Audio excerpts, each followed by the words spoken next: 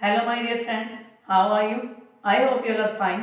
Welcome to my channel, Law Scholars and Legal Issues. I am Advocate Vanita. I am presenting here again with another important topic of Hindu Marriage Act. जो हमारी last previous class थी Hindu marriage act की, उसमें हमने ceremonies तक discuss कर लिया था.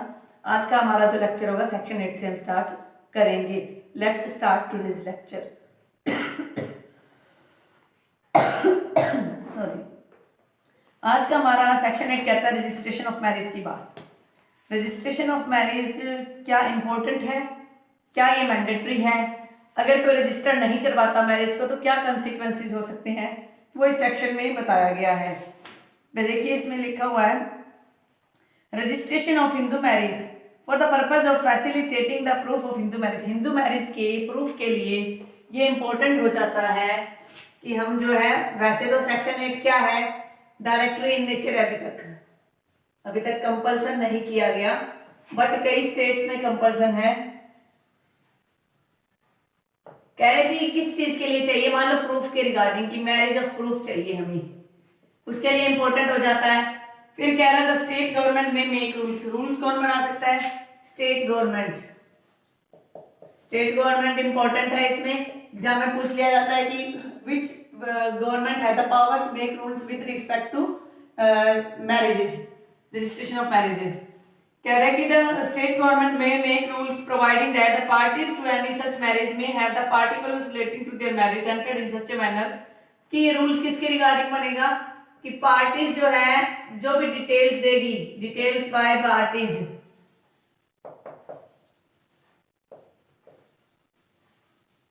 इन मैनर, किस मैनर में वो रूल्स बनेंगे. And subject to such condition as may prescribed by Hindu marriage registered captain. और किसके रिगार्डिंग बनेंगे? जो भी रजिस्टर्ड मेंटेन होगा,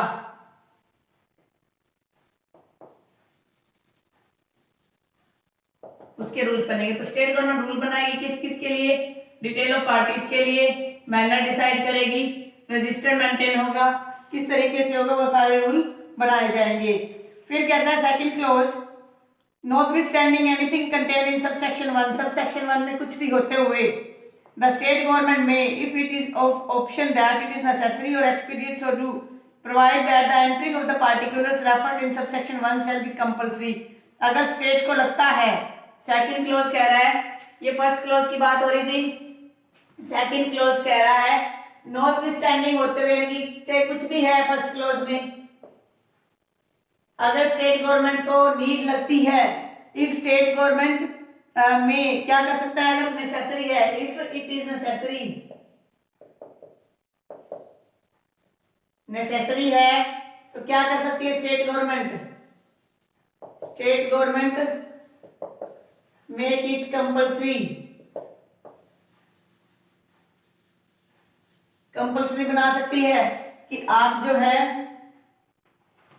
कंपल्सरी इसलिए बनाएगी कि आप जो है उस कंडीशन में, अगर इसे कंपल्सरी कर दिया तो उस पनिशमेंट का प्रोविजन भी होगा. तो कह रहा है कि इसी जो क्लॉज के आगे लाइन में लिखा हुआ है, provide that entry of the particulars referred to in subsection 1 shall be compulsory in the state or any part thereof, whether in all cases or in such cases as may be specified and where any such direction has been issued. कि compulsory बना सकता है whole state में या any part of the state, किसी भी हिस्से में बना सकता है. फिर कहता है where any such direction has been issued, अगर कॉन्ट्रावेंशन हो जाता है तो shall be punished with fine which may extend to 25 rupees. अगर कॉन्ट्रावेंशन हो गया तो कितने रुपए की फीस है इसमें, कोई कितने रुपए का फाइन है? Only 20 rupees fine. सबसे पहली चीज तो अगर ये फाइन को इंक्रीज कर दिया जाए, it may be possible that registration of marriage can be compulsory. But in nowadays हर एक व्यक्ति क्या सोच रहा है कि अगर रजिस्ट्रेशन हो जाता है तो एक तरीके से जो फर्स्ट वाइफ है, क्योंकि आदमियों को आदत है, लेडीज को आदत है कि वो एक्स्ट्रा मैरिटल अफेयर्स करती है, लिव इन में रहती है, तो एक्चुअल में जो वाइफ है जिसके साथ शादी हुई थी पूरे रीति रिवाज के साथ, पूरे सेरेमनी के साथ, उसके अंदर क्या है कि फिर किसी प्रकार का इन फ्यूचर प्रूफ देना मुश्किल नहीं होगा. थर्ड क्लॉज कहता है all rules made under this section shall be laid before the state legislature. जो भी रूल्स बनेंगे सबसे पहले स्टेट लेजिस्लेचर के सामने रखे जाएंगे। The Hindu marriage register shall be और रीजनेबल टाइम इंस्पेक्शन।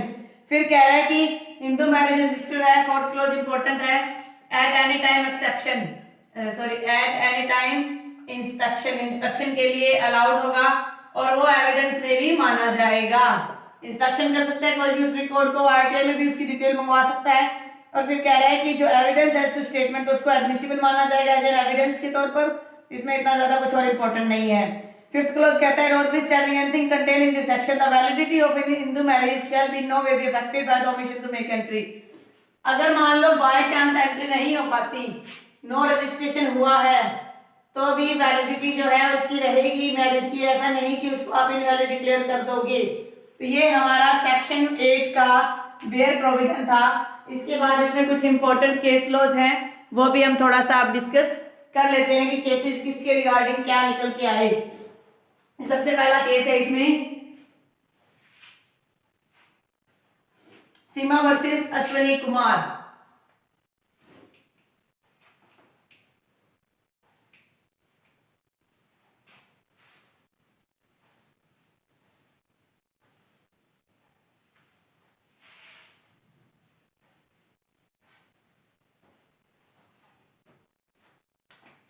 डिटेल में मैं नहीं करवाऊंगी आपको। सीमा वर्सेस अश्विनी कुमार में क्या था इस केस में गाइडलाइंस दी गई थी with respect to guidelines by supreme court with respect to registration of marriage,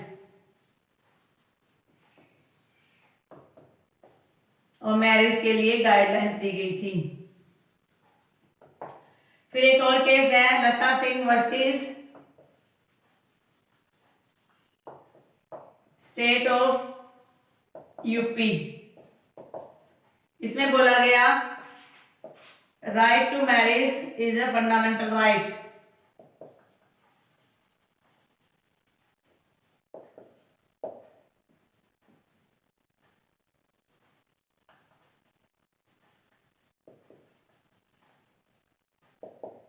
under article 21 fundamental right है, ये बातें इसमें कही गई थी।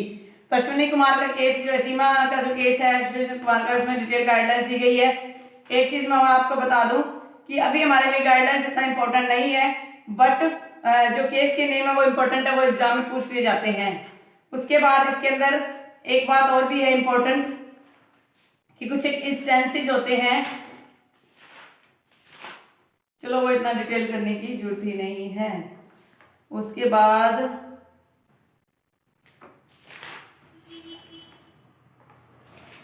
तो इसके अंदर तो इतना ही है, इसके अलावा डिटेल में और कुछ भी हमें रजिस्ट्रेशन ऑफ मैरिज करने की जरूरत नहीं है, इतना ही कंसेप्ट इसके लिए सफिशिएंट होगा। तो ये जो लता सिंह का केस जो था, इसमें मोस्टली ये निकल के क्यों आया, ये इंटरकास्ट मैरिज के संदर्भ में निकल के आया था।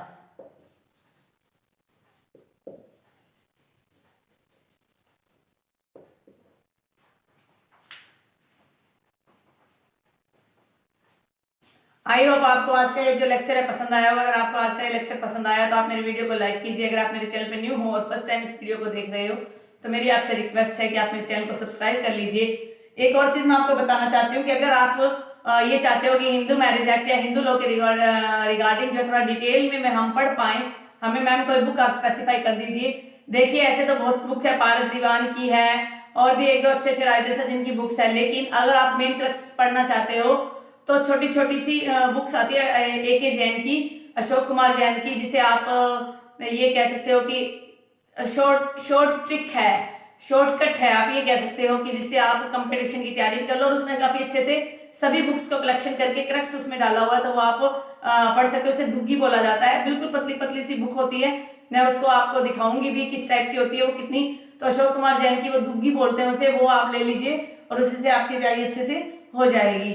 और आप अपनी हेल्थ का भी ध्यान रखिए, क्योंकि अभी तक कंप्लीटली जो है कोरोना हमारे देश से अभी निकला नहीं है। तो कोरोना के इस काल में आप अपना पूरी तरह से ध्यान रखिए। Stay home, stay safe, stay healthy and be prepare for the exam. Thank you for watching, have a nice day.